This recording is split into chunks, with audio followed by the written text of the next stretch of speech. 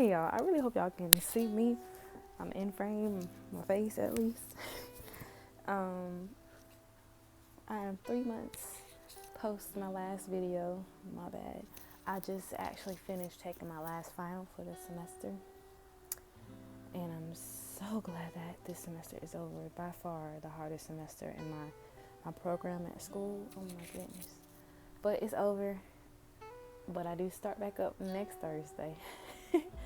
At least I get a little over a week of a break, a mental break. Excuse me. But by the title of this video, you know that this is just a short Q&A of a couple questions. Jace, over there, kitty, over there. A couple questions from stay over there.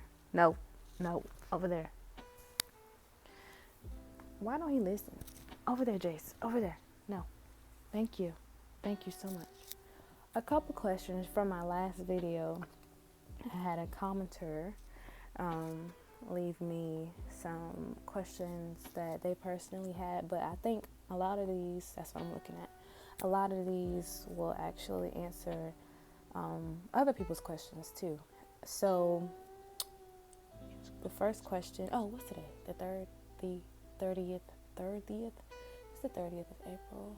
So that was so yeah, I'm at like 2 years and 3 months now, or 4 months. Hold on, 4 months. Yeah, a little over. That's cool. Oh my gosh, I was just looking at my hair yesterday. Like, my hair is really locks. Like, I had locks before, but Jace, please stay over there. I'm gonna put you over there. Give me a second. All right. I'm so sorry about that. He was my little kitten. I mean, he's not much of a kitten now, but I still call him my kitten. He was not listening, so I had to put him in his room. Where was I at? Oh yeah, my hair was like, I had locks before, but these locks I actually let locked on their own. My last set, I instant locked them, so I used a crochet needle. So I'm just like, man, I really just left my hair alone and this happened. And I'm just like, oh, this is so cool. But anyways, to the questions. First question was my retwist frequency. How often do I retwist? So when I first started my locks, I think I went about 4 to 6 weeks between retwists. Yeah, that sounds about right. Now I probably retwist. My last retwist was, I don't think I did one Easter or for Easter, and that was about a month ago now. So I want to say at least 2 months since my last retwist. I noticed, of course, as your hair gets longer, it gets heavier. So your roots aren't as puffy, so I don't feel the need to retwist them. Plus, I don't always like that fresh retwist look because it looks too flat. Of course, I don't like big puffy, just unkept looking hair, of course. But I don't mind a little frizzies. So I would say about 6 to 8 weeks is my general retwist time frame. Next question, root separation, webbing. How do I separate my roots between retwists? So after I wash my hair, of course, I do my best to separate my roots before my hair dries completely, because that's when your hair really tangles up. So I don't cut my hair, and I don't just go in and rip it. Now if I know that there's a clean part, then I might tug at it a little harder, than other sections. But I try to just like go in and take my finger and like just feel, or of course I'm looking in the mirror, feel where I may think that piece of hair goes, and I just like pull it out or just gently tug at it like this.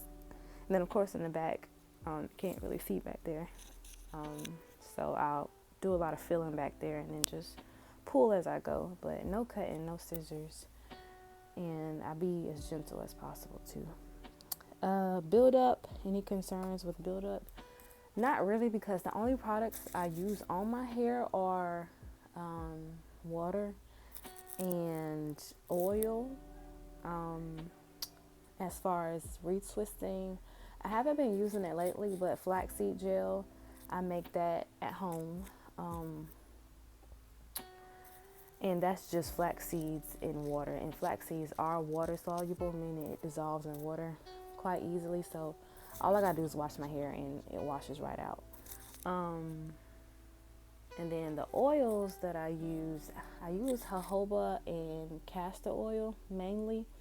Every now and then I might make a oil mixture of those two oils and maybe a grapeseed or avocado oil. I really need to buy some more because jojoba oil is expensive. Castor oil is expensive too, but not as much as jojoba oil.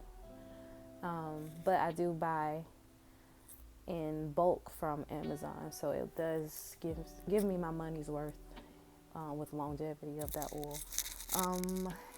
And then whenever I'm not using my flaxseed gel as a retwisting product, I use castor oil because it's so thick and it weighs my hair down a little bit, so it gives a slight hold without the crunchiness that flaxseed gel can give.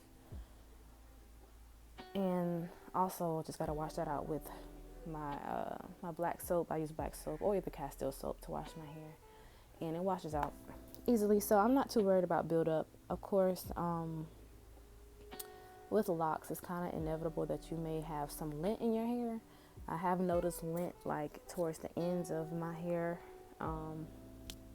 but part of that is my fault because I would forget to put my bonnet on when I'm just like lounging around the house. I normally just put it on when I go to sleep, of course, but I also have to remember, like, lint is always going to be there. It's not just there at nighttime. So if I'm laying down on the floor, on my bed, couch or something, I need to protect my hair to minimize that lint on my hair. And then the next question or concern would be the smaller locks around my edges. So yeah, if I'm concerned about those. So yes, my locks around the front, the back, not so much. I think I have like two that are like really skinny. That was just because after I started the back of my hair, I had like the kitchen part of my hair, the nape. I still had little stringies, I guess, little strands of hair that were kind of left out from the longer hair that had the longer twist, I should say. So I just twisted the thinner hairs up, and they are quite thin. They're more like not sister locks, but well, maybe more so like sister locks, because it isn't like a micro lock size. I don't know. I had one. I don't know if you saw it, but I don't know if you can see that. And then the ones around my front are a bit thinner than the ones like in the middle of my head and the back. I did that because I wanted my hair to seem full all the way around, because the hair around my perimeter is a little thinner than the back and the crown of my head. And I'm not concerned with, I guess, the integrity of those, because whenever I do an up style or maybe like some barrel twist or something, I tend to leave those out just because I don't want that much tension on those thinner locks. And I do make sure to just keep an eye on it, make sure that it's not thinning. And of course, over time, it's really no telling. Just gotta see what the future holds. But I feel like as long as I take care of my hair, we'll be all right. The next thing was about oils. I answered that question already. Butters. So the only butter that I use on my body, or in general, is shea butter. I did use mango butter for a short period of time, but I don't know. I don't think there was anything wrong with it, but I just migrated back to shea butter for some reason, and I use that like all over my body. And I have been using like a little bit, like a really thin layer on my locks, really the ends of my locks, because if you can see, my locks are lighter at the end because prior to locking my hair, I did do like a box dye. I think it was like the Cream of Nature. It was supposed to be lighter than this, but it was still cute. But it was a box dye, a lightener. So those ends, of course, your ends are already going to be naturally less moisturized than like the root in the middle of your hair, because it's the oldest part and it's all the way down here. But also with that color treatment, my hair was a little extra crunchy down there, so I would put a little bit of shea butter on there. And I haven't noticed anything negative about the shea butter. Of course, I'm not going to retwist my hair with shea butter. Now that would lead up to some buildup.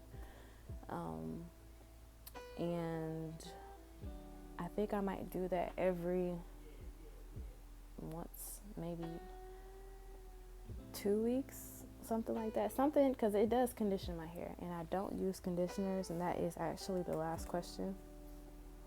Oh, excuse me. Oh gosh, I had a sparkling water. I don't. Excuse me. But I do want to implement conditioners in my lock routine. I was nervous in the beginning because, of course, conditioners are made to detangle your hair, and locks are tangled hair. So I would be counterproductive if I were to put conditioner in my hair, around my start of my journey. But now that my hair is locked, it's way less of a chance for my hair to just unravel without me combing it out, and I'm not doing that. So I do want to add, I guess, a little bit more life to my hair. I don't think it's dead now. It looks dead.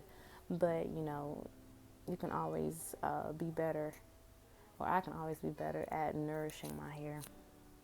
So what type of conditioner that I'm going to use, I'm not sure yet. That may be my next video. But I do want to condition my hair.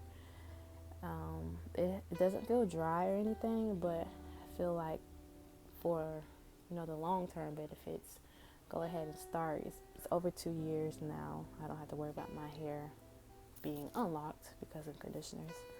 So yeah, I think that'll be my next video topic. I might take y'all through like a wash day or something like that. But yes, that was it for this video. If y'all have any more questions, please don't hesitate to comment. Thank y'all for the likes on my last couple of videos. I really appreciate it. And new subscribers. Oh my gosh, I can't talk today. New subscribers. Thank y'all so much. And I hope to see y'all in my next video. Y'all have a blessed one.